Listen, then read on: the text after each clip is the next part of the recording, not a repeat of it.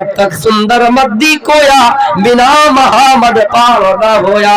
अगर ऐ अल्लाह तू हमें चला उसी रास्ते पे जो मोहम्मद का रास्ता है, उसी रास्ते पे चला जो इस्लाम है, उसी रास्ते पे चला जिन रास्ते को इख्तियार करके हमारी दीना सिरातल मुस्तकीम अगर कहा गया तो मंत्रों में भी कहा गया अग्नि नया सुपथा रहे आसमा विश्वानी दिव्यो नान बेउदार। ईश्वर तू हमें सीधे पथ की तरफ चला तो परिष्ठ होती है। महान इबादत और तपस्या परस्ताति यन्याया अग्निमीले पुरोहितम यज्ञस्य देवम मृत्युजम होतराम रतन धातमम। अल्लाह ताला को एक मानना और दुनिया की तमाम चीजें अल्लाह ताला के बनाई हुई चीजें ये भी तस्लीम करना। आइए एक हदीस देखते हैं जो हजरत अबू हुरैरा रज़ियल्लाहु ताला अन्हु से मरवी। हजरत अबू हुरैरा रज़ियल्लाहु ताला अन्हु अल्लाह के रसूल से सवाल करते हैं मन असअदुन नास बिशफाअतिका यौमल क़ियामा। आय अल्लाह के रसूल खुश नसीब लोग कौन किस्म के होंगे, खुश नसीब लोग कौन होंगे जिनको क़यामत के दिन आपकी शफाअत नसीब होंगी। खुश नसीब लोग कौन होंगे जो आप उनके लिए शफाअत करेंगे, आपकी शफाअत उनको नसीब होंगी। अल्लाह के रसूल उन लोगों के लिए शफाअत करेंगे। किसने कहा? सवाल हजरत अबू हुरैरा रज़ियल्लाहु ताला अन्हु कर रहे हैं। अबू हुरैरा रज़ियल्लाहु ताला अन्हु एक सहाबी थे, ऐसा सहाबी जो नबी के चौखट पे हमेशा रहा करता था। उनको तिजारत से कोई मतलब नहीं था, उनको बिजनेस से कोई मतलब नहीं था, उनको कारोबार से कोई मतलब नहीं था। हमेशा अल्लाह के नबी की चौखट में हुआ करते थे और हदीस सीखा करते थे, जानकारी लिया करते थे, अल्लाह के रसूल के दरवाजे में होते थे। आपके बीच हमेशा हदीस सीखने की ख्वाहिश रखते थे, आपसे हदीस सीखने का जज्बा रखते थे। अल्लाह के रसूल ने कहा फ़क़ाल लक़द ज़नन्तु, आए अबू हुरैरा मुझे मालूम था कि सबसे पहले ये सवाल तुम ही करोगे। अल्लाह के रसूल ने कहा अबू हुरैरा मुझे मालूम था, यकीन था कि सबसे पहले ये सवाल तुम मुझसे करोगे। मेरे प्यारे साथियों, हम और आप हैं, कहाँ पे हमारा बिजनेस चले, कहाँ पे हमारा कारोबार चले, हम अपने पड़ोसी की दुकान को कैसे दबाएं और अपने दुकान में आमदनी कैसे बढ़ाएं, हमेशा इस चीज की हमें और आपको फिक्र होती थी, फिक्र होती है। लेकिन अबू हुरैरा रज़ियल्लाहु ताला अन्हु के सहाबी है जो हमेशा हदीस सीखने के तलब रखते थे, जानकारी रखते थे। कम अज कम हजरत अबू हुरैरा रज़ियल्लाहु ताला अन्हु 5000 से ज़ायद हदीस से याद किए थे, उनको याद थी। मेरे भाइयों, हम और आप मोबाइल का सहारा लेते, लैपटॉप का सहारा लेते, कंप्यूटर का सहारा लेते थे, लेकिन उस जमाने में लैपटॉप नहीं था, उस जमाने में कंप्यूटर नहीं था, उस जमाने में मोबाइल नहीं था। अल्लाह ने अबू हुरैरा को गजब की मेमोरी दी थी, अपने इन दिमाग में, इन भेजा में, इन मग़ज़ में अबू हुरैरा रज़ियल्लाहु ताला अन्हु हदीस को याद करके रखते थे। अल्लाह के रसूल ने कहा आए अबू हुरैरा खुश नसीब लोग वो होंगे मन क़ाला ला इलाहा इल्लल्लाह खालिसन मिन क़िबल नफ्सिही। आए अबू हुरैरा खुश नसीब लोग वो होंगे जिसने ला इलाहा इल्लल्लाह पढ़ा होगा, जिसने ला इलाहा कहा होगा, खालिसन मिन क़िबल नफ्सिही, खालिस दिल से कहा होगा कि अल्लाह के अलावा कोई माबूद नहीं है, अल्लाह ही माबूद बरक है, अल्लाह ही की पूजा पाठ होनी चाहिए, अल्लाह ही हम सबको खिलाने पिलाने का मालिक है, तमाम इंसानों को रिज़्क़ देने का मालिक है, तमाम इंसानों को रोजी देता है। जमीन में एक चींटी इतनी छोटी सी जब चलती है पहाड़ की किसी काली जगह में, میرے بھائیو اس کو بھی اگر کوئی رزق پہنچاتا تو اللہ تعالیٰ پہنچاتا ہے۔ ان تمام چیزوں کا عقیدہ ہمارا اور آپ کا ہونا چاہیے، تب ہم توحید کو اپنانے والے ہوں گے۔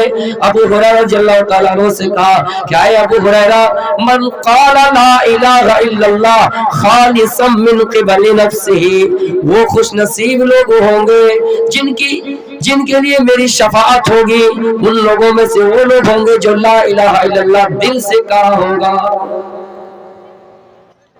ورنہ لا الہ الا اللہ کہنے والے بہت سے لوگ ملیں گے، آپ ہندوؤں میں ملیں گے، وہ شبد نہ بولے لیکن لا الہ الا اللہ بہت سے لوگ مانتے ہیں، لیکن دل سے ماننا ہوگا، اقرار کرنا ہوگا خالصا من قبل نفسہ، تب ہم اور آپ توحید کو اپنانے والے ہوں گے۔ لا الہ الا اللہ کی فضیلت ایسی ہے، اللہ کے رسول فرماتے ہیں لوگوں، جو شخص لا الہ الا اللہ دل سے پڑھتا ہے دخل الجنہ، وہ جنت کے اندر داخل ہوتا ہے۔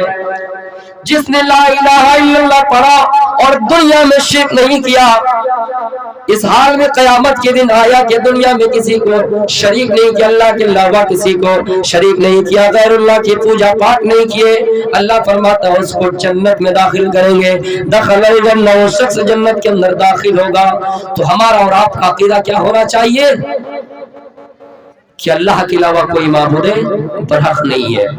عیسائیت میں جاؤ، عیسائی بھی یہی کہتے ہیں کہ اللہ ایک ہے، گاڈ ایک ہی ہے۔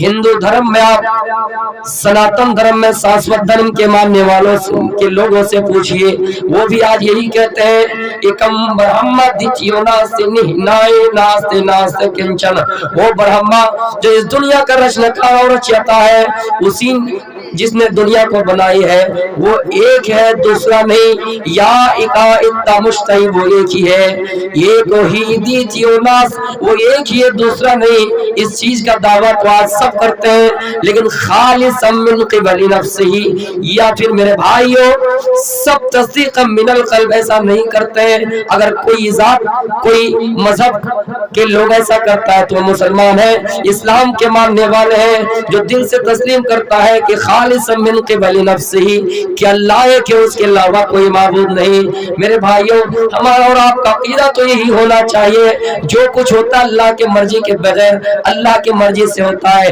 اس کے بغیر کچھ بھی نہیں ہو سکتا۔ یہاں تک کہ جو درختوں میں پتیاں وہ دکھ رہے ہیں، بغیر ہوا کے وہ پتے ہل نہیں سکتے، ہوا بھی اللہ کی مرضی سے چلتی ہے، اور وہ جو درختوں میں پتا ہوتا ہے وہ بھی اللہ کی مرضی سے ہلتا ہے۔ اللہ کی مرضی کے بغیر درختوں میں پتا بھی نہیں ہل سکتا ہے۔ اس لیے ہمارا اور آپ کا ایمان یہی ہونا چاہیے کہ اس کائنات کو چلانے والا کوئی ہے تو اللہ تعالیٰ ہے، اس کائنات کو چلانے والا کوئی ہے تو اللہ تعالیٰ ہے۔ اس لیے ہم اور آپ یہ بھی سوچتے، اس طرح ہمارا نبیوں کا عقیدہ یہی تھا، ہمارے نبیوں کا یہی دعوت تھی کہ جب بیٹا بیٹی مانگتے تھے، کوئی چیز مانگتے تو اللہ سے ڈائریکٹ مانگتے تھے۔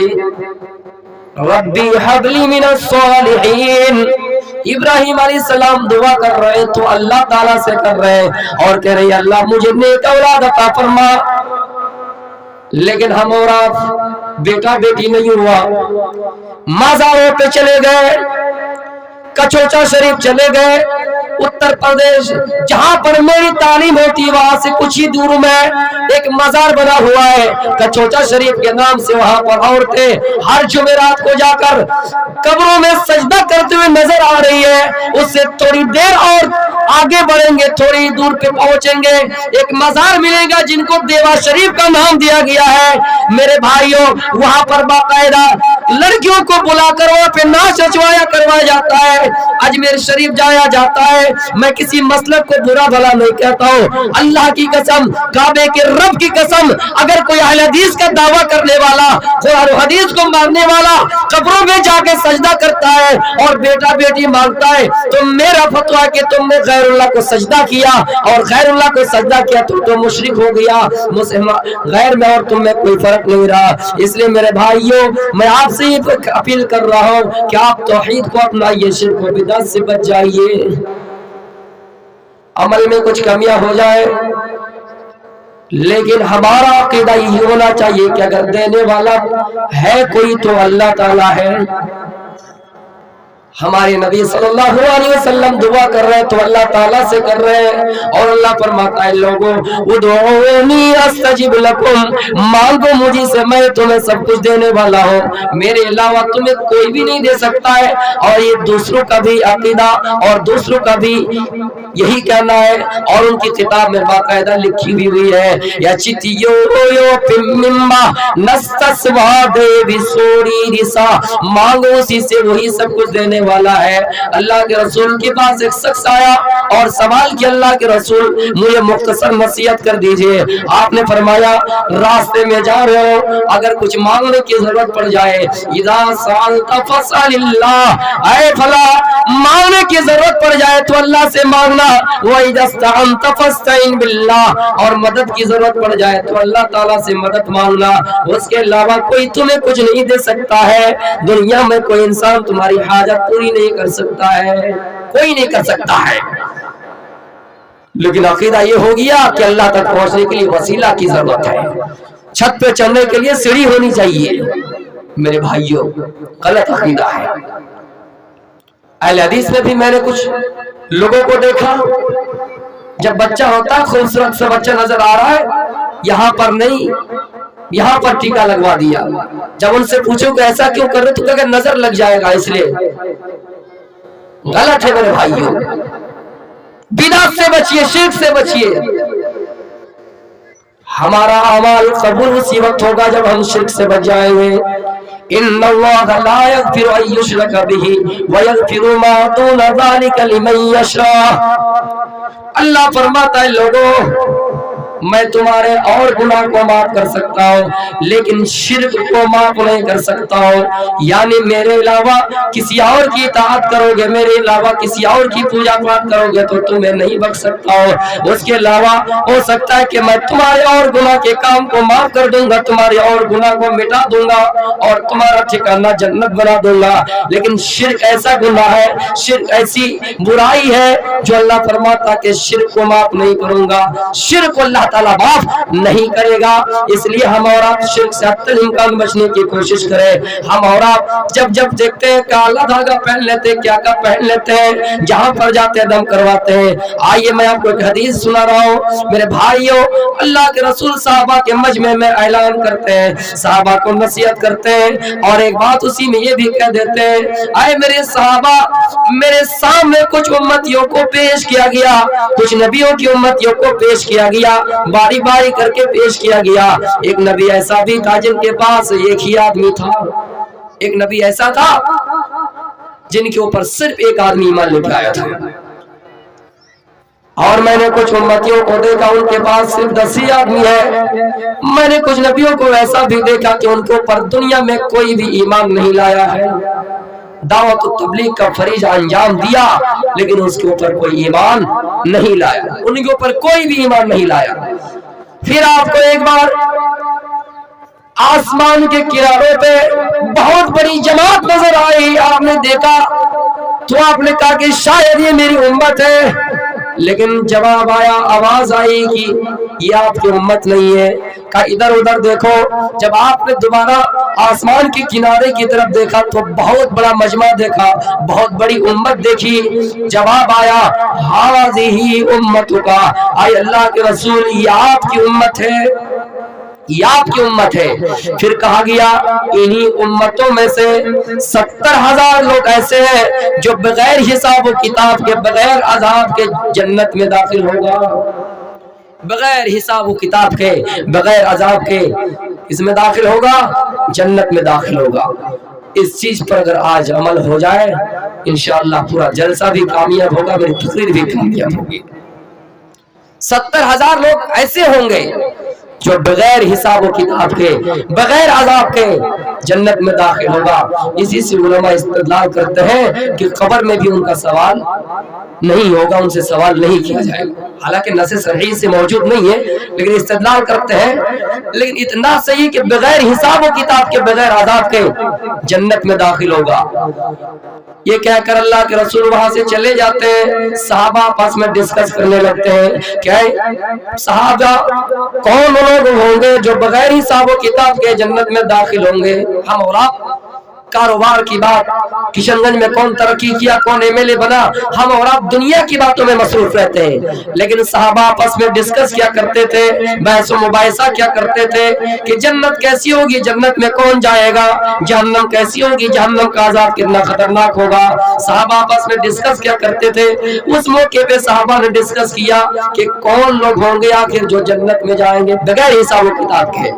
कुछ सहाबा ने कहा शायद जिन्होंने अल्लाह के रसूल को देखा उस हालत पे ईमान ले आया, यानी सहाबा जन्नत में दाखिल होंगे बगैर हिसाब किताब के। बाज ने कहा नहीं, सहाबा तो पहले ईमान नहीं लाया था, सहाबा पहले मुशरिक था, काफिर था, बाद में ईमान ले आया है।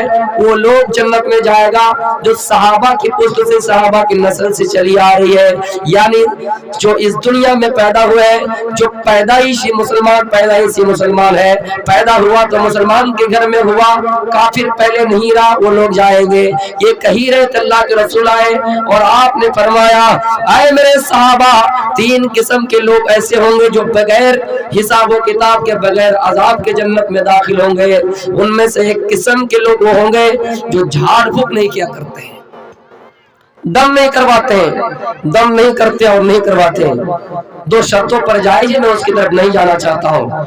जो लोग दम नहीं करते हैं, जो झाड़ फूक नहीं किया करते हैं, और जो लोग बदफाली नहीं करते हैं। तीसरे किस्म के लोग वो होंगे जो दगवाते नहीं, अपने जिस्म को दगवाते नहीं। बहुत से लोगों को मैंने देखा प्यार और मोहब्बत के चक्कर में बीवियों से इतनी ही मोहब्बत है कि बीवियों की मोहब्बत में पड़कर अपने जिस्म को काट कर, ब्लेड वगैरह से काट कर बीवी का नाम लिखते हैं। इसी को कहते हैं दगवाना, टैटू करवाना। जिस्म को काट कर, इतनी मोहब्बत है, कोई अल्फाज इस्तेमाल करो बीवी के लिए, मोहब्बत में अपनी बीवी का कुछ नाम दो, लेकिन अपने जिस्म को काट कर उसका नाम लिखना, दगवाना, ये जायज नहीं है। अगर खुशनसीब लोगों में होना चाहे तो 70,000 लोगों में होना चाहते हैं तो मेरे प्यारे साथियों इन चीजों को ध्यान में रखिएगा। 3 किस्म के लोग होंगे जो बगैर हिसाब व किताब के जन्नत में दाखिल होंगे। एक किस्म के लोग वो होंगे जो दम नहीं करते, नहीं करवाते और बदफाली नहीं लेते, और तीसरे किस्म के लोग वो होंगे जो अपने जिस्म को दगवाते नहीं। मेरे प्यारे साथियों, पता ये चला दम करना, करवाना, झाड़ फूक करना हम और आप कुछ होता है, पहले इलाज नहीं करते हैं और जाकर दम करवाते हैं, झाड़ फूक करवाते हैं, और ऐसे लोगों से झाड़ फूक करवाते हैं जिनको कुरान की एक आयत याद नहीं है, जिनको कुरान का एक हर्फ याद नहीं, जिनको कुरान का एक अल्फाज याद नहीं, और ऐसे लोगों को हम बाबा समझ बैठे हैं। ऐसे लोगों को कुछ लोग अल्लाह का वली भी समझ बैठे। हालांकि अल्लाह वली तो वही होता है जो ईमान वाला हो और अल्लाह से उनकी दोस्ती हो, अल्लाह से उनका खास रिश्ता हो, ऐसे लोगों को वली कहा गया। लेकिन हम और आप, जब कोई हमारी थोड़ी सी मदद कर देता है, झाड़ फूक कर देता है, मंत्र पढ़ के झाड़ फूक कर देता है, तो हम उसको वली मान लेते हैं, हम उनको बाबा मान लेते हैं। मेरे भाइयों, अगर आपको उन खुशनसीब लोगों में शामिल होना है और बगैर हिसाब व किताब के जन्नत में दाखिल होना है तो इन 3 चीजों को ध्यान में रखिएगा, इन 3 चीजों को ध्यान में रखिएगा। हम ये बता रहे थे तौहीद क्या चीज है। तौहीद का मतलब ये है, हम ये समझे कि दुनिया में जितनी चीजें हैं सब अल्लाह की नियामत है, तमाम तारीफ अल्लाह ताला ही के लिए है। अल्हम्दुलिल्लाह रब्बिल आलमीन, महीदे वस्से सभी तू परिष्टुति महान इमादत और तपस्सा परस्तात यन्याया। तमाम की तमाम प्रशंसाएं उसी अल्लाह के लिए है जो तमाम जमीन को पैदा करने वाला, आसमान को पैदा करने वाला, चांद को पैदा करने वाला, सूरज को पैदा करने वाला, दुनिया को बनाने वाला, कायनात को बनाने वाला, इंसान को बनाने वाला, तमाम चीजों की तख्लीक करने वाला अल्लाह ताला है। मेरे भाइयों, अर्रहमान अर्रहीम, वो बड़ा मेहरबान और बड़ा अर्रहमान अर्रहीम, वो बड़ा मेहरबान और बड़ा रहम करने वाला, बड़ा कृपालु है, अत्यंत दयावान है, वसुर दयामान और बड़े रहम करने वाले, बड़ा कृपालु है। आए लोगों, हमेशा अल्लाह की दुआ करते रहना है कि आए अल्लाह हमें जब चलाना तो सीधे मार्ग की तरफ चलाना, सीधे रास्ते की तरफ चलाना, जिस रास्ते से हमें जन्नत मिल जाए। तब तक सुंदर मद्दी कोया बिना महामद पार ना होया। अगर ऐ अल्लाह तू हमें चला उसी रास्ते راستے پہ جو محمد کا راستہ ہے اسی راستے پہ چلا جو اسلام ہے, اسی راستے پہ چلا جن راستے کو اختیار کر کے ہمارا ٹھکانہ جنت بن جائے. میرے پیارے ساتھیوں, اسی چیز کو اہدنا الصراط المستقیم اگر کہا گیا تو منتروں میں بھی کہا گیا, اگنے نیاسو پتھارے آسما بسوانی دے ویونان بیودان, اے ایشور تو ہمیں سیدھے پتھ کی طرف چلا جو راستہ ہمیں جنت کی طرف بلاتا ہے. تو نیک عمل کرنے سے پہلے ہمارا ایمان مضبوط ہونا چاہیے, توحید مضبوط ہونا. اب آئیے میں جو آیت پڑھی ان کا ترجمہ کرتا ہوں. من عمل صالحا من ذکر او انثى, جو مرد ہو یا عورت جو بھی نیک عمل کرے گا اللہ ان کو پاکیزہ زندگی عطا فرمائے گا. آؤ میں خبیب کا واقعہ آپ کے سامنے بتاؤں. خبیب ایک ایسا صحابی تھا, جنگ کے میدان میں گئے, جنگ ہار گئے, خبیب کو پکڑا گیا, خبیب کو قیدی بنا لیا گیا اور مکے کی گلیوں میں اعلان کرتا ہے, اے مکے کی کافروں, خبیب کو پکڑ لیا گیا, قیدی بنا دیا گیا ہے, تم میں سے کون ہے جو خبیب کو خریدنا چاہتا ہے؟ خبیب رضی اللہ تعالیٰ عنہ نے حارث کو قتل کیا تھا جنگ بدر کے موقع پر. ان کے بیٹے نے کہا کہ ہم خبیب کو خریدیں گے اور میرے باپ کا بدلہ لیں گے. خبیب کو خرید لیا. خبیب کو خرید کر مضبوط پیلروں سے باندھ دیا گیا, ستونوں سے باندھ دیا گیا, لوہے کی زنجیر سے جکڑ دیا گیا, باندھ دیا گیا. لیکن لوہے کی زنجیر میں باندھا ہوا ہے, پیلروں سے باندھا ہوا ہے. خبیب انگور کا خوشہ لیے ہوئے انگور کھا رہا ہے, ان کے پاس انگور کا گچھا ہے, کھا رہا ہے.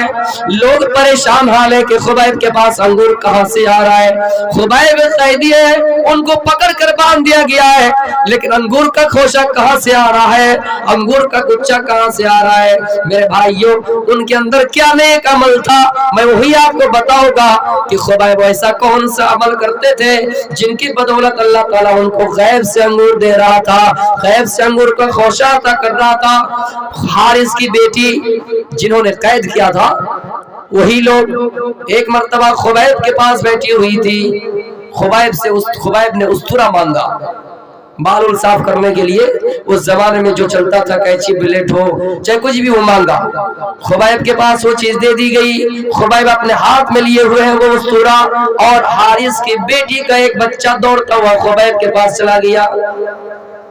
حارث کی بیٹی ڈرتی ہے کہ میرا بچہ خبیب کے پاس چلا گیا, اب تو یہ میرا قیدی ہے, میرے بچے کو قتل کر دے گا, اس لیے کہ ان کے ہاتھ میں استورا ہے, اس لیے کہ ان کے ہاتھ میں دارانتی ہے, اس لیے کہ ان کے ہاتھ میں بلیٹ ہے, اس لیے کہ ان کے ہاتھ میں قینچی ہے. حارث کی بیٹی ڈر گئی کہ کہیں ایسا نہ ہو کہ یہ میرے بچے کو قتل کر دے. لیکن خبیب ایک ایسا صحابی تھا, خبیب کہتا ہے اے حارث کی بیٹی, اے دشمن کی بیٹی, تم نہ ڈرو, میں تمہارے بچے کو قتل نہیں کروں گا, تمہارا بچہ امانت ہے, میں تمہاری امانت کو ویسے ہی واپس کر دوں گا. حارث کی بیٹی لکھتے ہیں انگور کا خوشہ کہاں سے آ رہا تھا, انگور کا گچھا کہاں سے آ رہا تھا؟ جواب آیا انگور کا خوشہ, انگور کا گچھا اللہ تعالیٰ ان کو غیب سے دے رہا تھا, غیب سے دے رہا تھا. دشمن ہے, پیلروں سے باندھ دیا گیا ہے, جکڑ دیا گیا ہے. اب تو دشمن کو کوئی اس زمانے میں جو فیمس چیزیں ہیں, سیب, انگور, جو بھی ہے, بھائی تم کو قید کر کے لائے, تم کو قیدی بنا کر لائے, تم کو قید کر دیے گا اور تم کو یہ چیزیں کھلائیں گے. پتہ چلا خبیب کو اللہ تعالیٰ غیب سے انگور دے رہا تھا, انگور کا خوشہ دے رہا تھا. میرے بھائیوں, خبیب کے اندر کون سا عمل تھا؟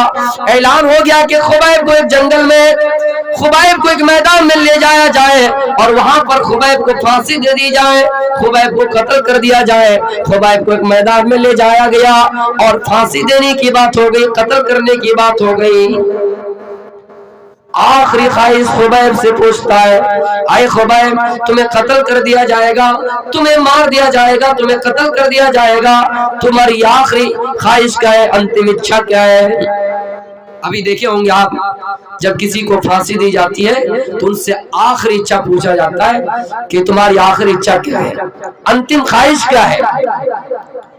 تو بہت سے لوگ یہ ہوتے ہیں, کہتے کہ مجھے اپنی ماں سے ملنا ہے, مجھے اپنی بہن سے ملنا ہے, مجھے اپنے باپ سے ملنا ہے, مجھے اپنی بیٹی سے ملنا ہے, مجھے اپنی بیوی سے ملنا ہے. کچھ لوگ مذاق بنائے کہ حلوہ کھانا ہے، سموسا کھانا ہے، بریانی کھانا، مرنا تو ہے ہی، پھانسی دے دی جائے گی، قتل کر دیا جائے گا، کھا کے ہی مریں گے۔ خبیب نے کہا اے فلاں، مجھے اپنی بیوی سے نہیں ملنا ہے، مجھے اپنی ماں سے نہیں ملنا ہے، مجھے کچھ کھانا بھی نہیں ہے، میری انتم اچھا یہ کہ مجھے 2 رکعت نماز پڑھنے دیجئے، 2 رکعت نماز پڑھنے دیجئے۔ ان کے کہے ہوئے مطابق ان کو 2 رکعت نماز پڑھنے کی پرمیشن مل گئی۔ خبیب رضی اللہ تعالیٰ نے اسی جگہ پہ 2 رکعت نماز ادا کی، نماز کو شارٹ کر کے پڑھی، نماز مختصر کر کے پڑھی۔ نماز ختم کرنے کے بعد، نماز سے فارغ ہونے کے بعد خبیب نے کہا اے مکہ کے کافرو، اے مشرکین، اے مکہ کے کافرو، میں نے آج نماز جان بوجھ کر ہلکی پڑھی ہے، میں نے آج نماز جان بوجھ کر مختصر پڑھی ہے، اس لیے کہ کہیں ایسا نہ ہو کہ تم یہ سوچو کہ خبیب مرنا نہیں چاہتا ہے، خبیب کو دنیا کی زندگی پسند ہے، خبیب کو نرم گرم بستر پسند ہے، خبیب کو بیوی کی محبت پسند ہے، خبیب کو دنیا کی محبت پسند ہے، حب المال و طول العمر، خبیب کو لمبی زندگی پسند ہے، خبیب کو مال پسند ہے، اس لیے میں نے نماز مختصر کر کے پڑھی کہ کہیں ایسا نہ ہو کہ تم یہ کہہ دو کہ خبیب کو دنیا کی زندگی پسند ہے، مرنا نہیں چاہتا ہے، اس لیے میں نے نماز کو شارٹ کر کے پڑھی، لمبی نہیں کی۔ کتنا بڑا پوائنٹ کی بات ہے میرے بھائیوں۔ خبیب نے کہا میں نے نماز اس لیے لمبی نہیں پڑھی، وہ چاہتا تھا 5 منٹ کی جگہ 10 منٹ لگائے کہ 10 منٹ کی زندگی اور مل جائے، لیکن 5 منٹ کی جگہ 2 منٹ میں نماز ادا کر دی۔ جتنا جلدی نماز ختم ہو جائے اتنے ہی جلدی اپنے حقیقی مالک سے ملیں گے۔ اس دنیا کی زندگی کو چھوڑ کر وہ دنیا کی زندگی میں پرویش کریں گے، عالم برزخ میں انٹری کریں گے۔ خبیب یہ چاہتے تھے کہ دنیا کی زندگی پسند نہیں ہے۔ میرے بھائیوں، ہم اور آپ دنیا کی زندگی کے لیے کیا نہ کیا کرتے ہیں۔ دنیا کی زندگی کے لیے لوگوں سے قتل ہو جاتا ہے، ایک دوسرا آپس میں لڑائی کرتا ہے، مرڈر ہو جاتا ہے، قتل ہو جاتا ہے، خون خرابہ ہوتا ہے۔ دنیا کی زندگی کے لیے ہم اور آپ کیا کیا کرتے ہیں۔ دنیا کی زندگی کے لیے ہم اور آپ حلال اور حرام کے درمیان تمیز نہیں کرتے ہیں۔ دنیا کی زندگی کے لیے ہم اپنی عزت کا ویلو نہیں رکھتے ہیں، جہاں چاہتے جیسا چاہتے ویسا کرتے ہیں۔ میرے بھائیوں، اسلام ایک ایسا مذہب ہے جو آپ کو چلنے کا طریقہ سکھلاتا ہے، جو آپ کو بیٹھنے کا طریقہ سکھلاتا ہے۔ اور ایک چیز میں آپ کو بتلا دوں، اس دنیا میں اگر رب چاہے زندگی گزاریں گے تو اس دنیا میں من چاہے زندگی پائیں گے۔ یہ بھی پوائنٹ کی بات بتا رہا ہوں، اس دنیا میں رب چاہے زندگی گزاریں گے تو اس دنیا میں من چاہے زندگی پائیں گے۔ جیسا جیسا رب کہے گا ویسا اگر کریں گے تو آپ اس دنیا میں من چاہے زندگی گزاریں گے، لیکن اس دنیا میں اگر من چاہے زندگی گزاریں گے تو اس دنیا میں رب چاہے زندگی گزاریں گے۔ یعنی رب جو چاہے گا وہ تمہارے حق میں فیصلہ کرے گا۔ برے اعمال کرو گے تو جہنم میں جاؤ گے، نیک عمل کرو گے تو جنت میں جاؤ گے، برے اعمال کرو گے تو جہنم میں جاؤ گے۔ اس لیے میرے پیارے ساتھیوں، اس زمانے کو یاد کرو۔ وہ زمانہ کیسا تھا کہ لوگ آپس میں نیکیوں کی طرف کیسے بڑھ کر کام بڑھ چڑھ کر حصہ لیا کرتے تھے، کام کیا کرتے تھے۔ آئیے، حضرت خنسا ایک ایسی صحابیہ ہے جو بعد میں اسلام لے آئی تھی، میدان جنگ میں جاتے ہیں، ان کا 4 بیٹا میدان جنگ میں جاتا ہے، اپنے بیٹوں کو نصیحت کرتی ہے، او میرے بیٹو، میں نے تمہارے باپ کی امانت میں خیانت نہیں کی ہے، میں نے تمہارے باپ کی امانت میں خیانت نہیں کی ہے، میں نے تمہارے ماں باپ کو رسوا نہیں کیا ہے۔ تم لوگ ایمان لائے ہو، اپنے من سے ایمان لائے ہو، اپنے دل سے ایمان لائے ہو، اپنی مرضی سے ایمان لائے ہو، لیکن وہ میرے بیٹے جنگ کے میدان میں جا رہے ہو، تمہیں آخر یہی نصیحت ہے، لڑتے رہنا، اسلام کا جھنڈا جھکنے نہ دینا، اسلام کا جھنڈا مغلوب نہ ہونے دینا، لڑتے رہنا، محمد رسول اللہ کا جھنڈا بلند کرتے رہنا، چاہے کچھ بھی ہو جائے۔ اس زمانے کی مائیں تھی جو اپنے بیٹوں کو نصیحت کرتی تھی، لیکن اس زمانے میں دیکھیے گا کہیں پہ لڑائی ہو، اگر کوئی اس میدان میں ہے تو ماں اپنے بیٹوں کو پہلے ہی نصیحت کرتی، بیٹا وہاں مت جانا، جنگ کے میدان میں جنگ ہو رہی ہے، ماں اپنے بیٹے کو نصیحت کر رہی ہے، میرا بیٹا تم دور ہی دور رہنا، موقع ملے تو فرار ہو جانا، بھاگ جانا۔ لیکن اپنے 4 بیٹے کو نصیحت کرتی ہے، او میرے بیٹے اسلام کا جھنڈا مغلوب نہ ہونے دینا، اسلام کا جھنڈا جھکنے نہ دینا، جاؤ میدان میں جاؤ لڑائی کرو، جاؤ میدان میں جاؤ لڑائی کرو۔ اللہ تعالیٰ اس چیز کو پسند کرتا ہے جب کوئی تم پر حملہ آور ہو